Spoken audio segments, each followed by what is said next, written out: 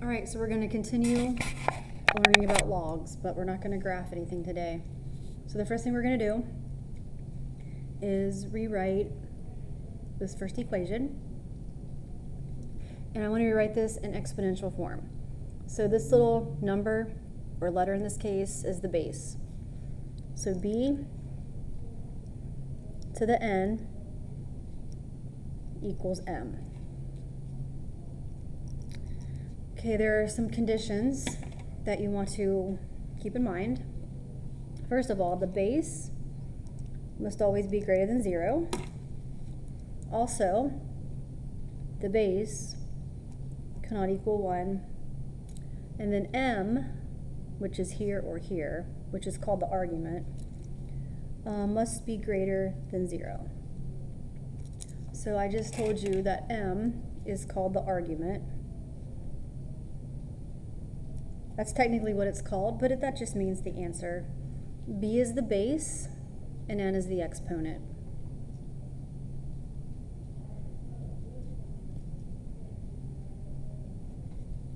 Okay, and then logs, we hopefully learned yesterday that those are just exponents, but they're the inverse. So when you rewrite them, the x and the y, or the two variables, change places. Okay, so here are some laws. So if I were to rewrite, first of all, I don't know, I want to think, okay, this is what I want to think. I want to think b to what power is 1? So this is what I want to think of off to the side. So b to what power will give me 1? Well, no matter what your base is, if your exponent is 0, 1's always going to be your answer. Okay, the next one. What this means is that the base, or b to what power, will give me b. Well, it has to be 1, because any number to the first power is itself. Okay, this means b to what power will give you b to the n. Well, your bases are the same, so your exponents must be the same, so x must be equal to n.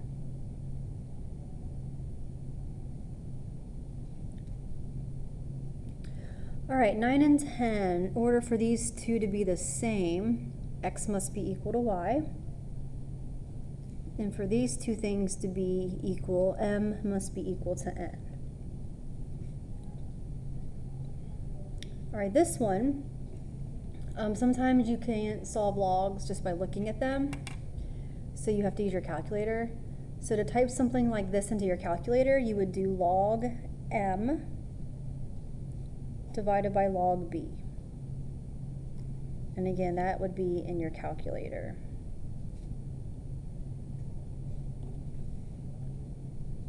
And these are just rules. We'll do examples as we move along. Okay, so yesterday we mentioned that if I have a base of e, that really means it's with a natural log. So this is the same thing as the natural log of x. If I were to rewrite this, there's a little e really there. So I'm going to rewrite this as e to the y equals x. Okay, so let me put little e's in here. So I'm trying to think e to what power will give me 1? Well, it's kind of like number 6. So my answer is 0. This one is e to what power will give me e? That's 1. That's kind of like number 7. And this one's like number 8. So e to what power is e to the x? Has to be x. And then the last one we're going to do on this page is number 20. In order for those two to be equivalent, x must be equal to y. Okay, not sure if that makes sense, but we're going to the page. Okay, so on the next page, we are going to change from exponential form to log form. So I definitely need a log in my answer. So log base 8 And these two numbers just change spots. Okay, this one would be log base 8, and these two numbers just change spots.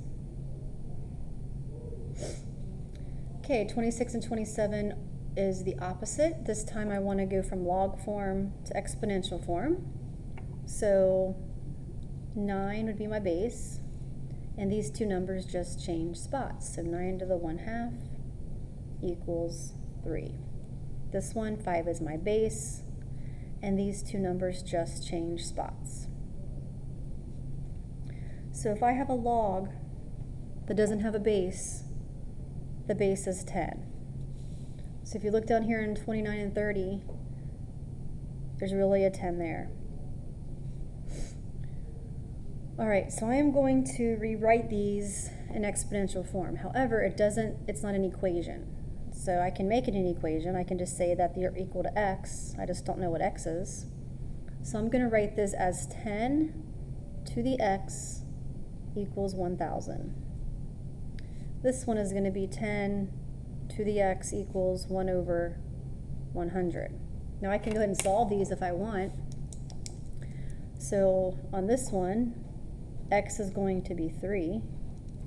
On this one, I know 10 squared is 100, but since my 100 is flipped, I know my exponent must be a negative, so it's going to be -2. Okay, moving right along here. So I need to first of all change the log to exponential form, and then I'm going to evaluate. Okay, and again, it's not an equation, so I can just make it an equation as I solve. So this right here means 2 to what power is 16? Well, my answer is going to have to be 4, because 2 times 2 times 2 times 2 is 4. Okay, the next one, 6 to what power is the square root of 6? Now I can actually rewrite this as 6 to the x power is 6 to the 1/2 power, because the square root is the same thing as 1/2. Well, if your bases are the same, your exponents must be the same, so x must be 1/2. Okay, 32. 3 to what power is 27? Well, your answer must be 3, because 3 to the 3rd power is 27. Okay, the next one, 125 to what power is 5? Well, if your base is bigger than your argument, then your exponent must be a fraction. So since 5 cubed is 125, 125 to the 1/3 is 5. And this should be done without a calculator as well. Okay, next one. I don't have a base, so there's really a 10 there. So I'm trying to figure out 10 to what power is 1,000,000. Well, since I have 6 zeros, my answer is 6. Okay, on this one, I can automatically say my answer is no solution, because my argument is negative. So there's really a 10 there. So 10 to what power is -100? That's not possible. 10 squared is positive 100. 10 to the -2nd power is 1 over 100. This is not possible, so it's no solution. Okay, 36. 7 to what power is 7? Our answer is 1. And then 6 to what power is 1? Well, any number to the 0 power is 1. So my answer is 0. Okay, moving on to page 3.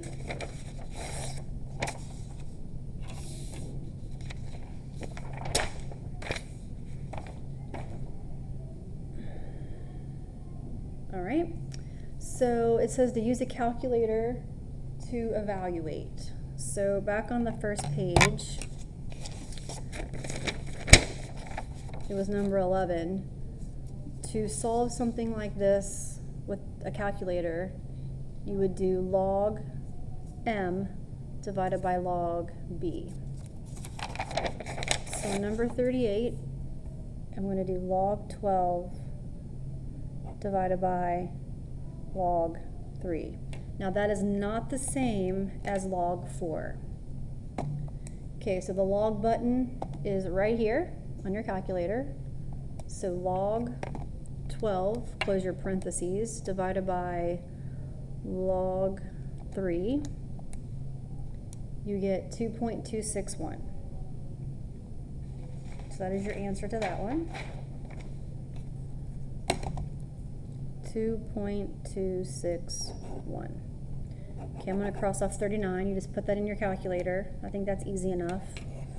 Let's see, I'm going to cross off 40 and 43. Those are just calculator questions as well. So I'm now going to put these two in the calculator. So the E button is right above natural log. So we're going to do second natural log to get the E, and then type in -2.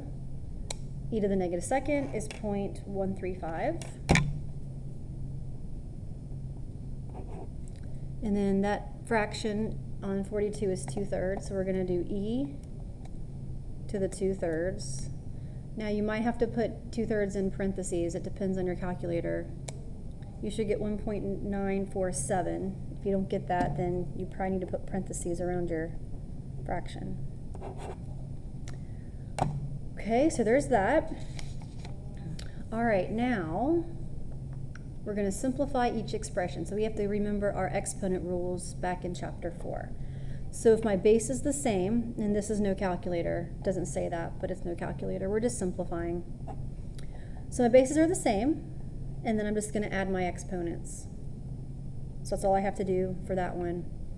45, I have a power to a power, so I'm going to multiply my exponents, and we can't have negative exponents, so I'm going to do the reciprocal of my base, and then that becomes a positive exponent.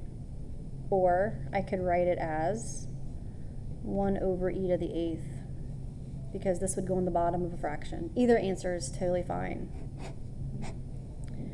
Okay, 46 we're dividing, so we're going to subtract our exponents. I can't really do anything with that 3, so the 3 stays a 3. And if I subtract my exponents, I get 3e to the 4th. Okay, 47, I have a negative exponent, so I'm going to do the reciprocal of my base, and then my exponent changes to a positive. So really, it's 2 over e. Okay, 48. So I have an exponent on the outside. So just like in 45, I multiply them. I do the same thing, but I'm going to do it with all exponents.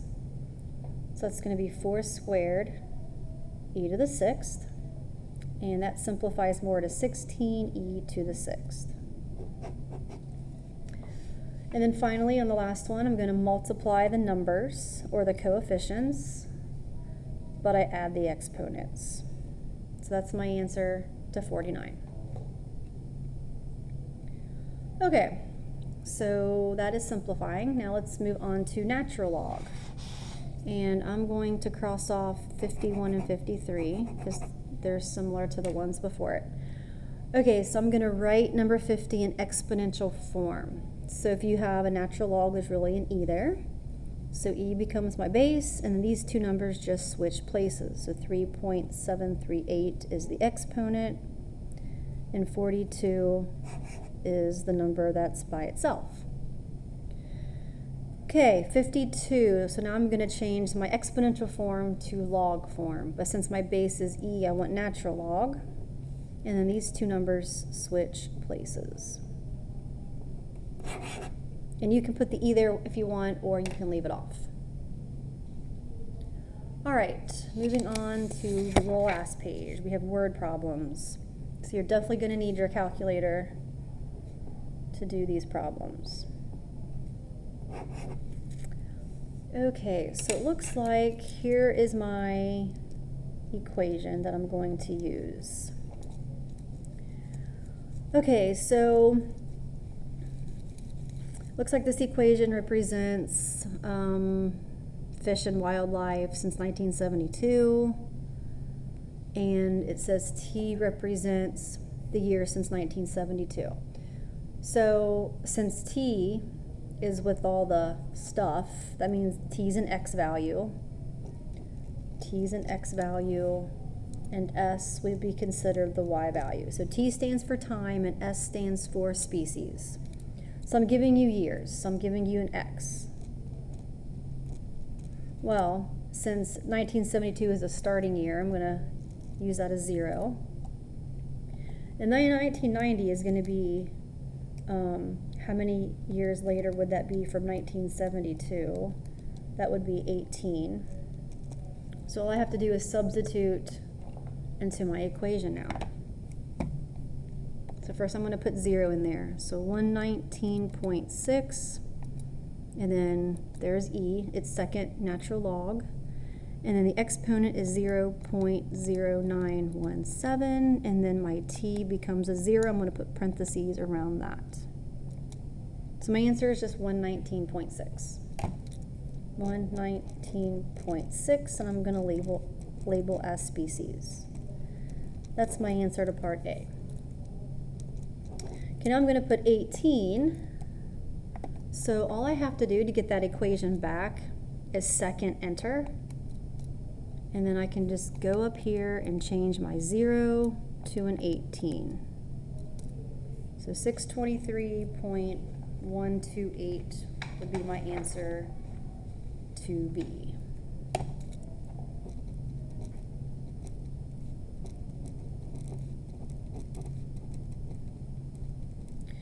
All right, moving on to 55.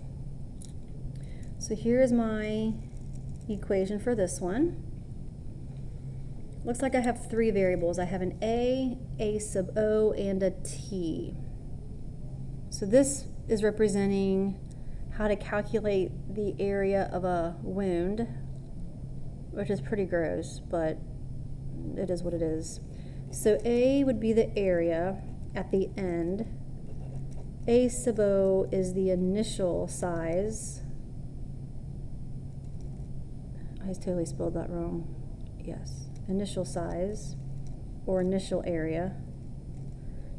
And then T would be the time in days. Okay, so I want to figure out how much of the wound area would be present after 14 days. So I'm trying to figure out A.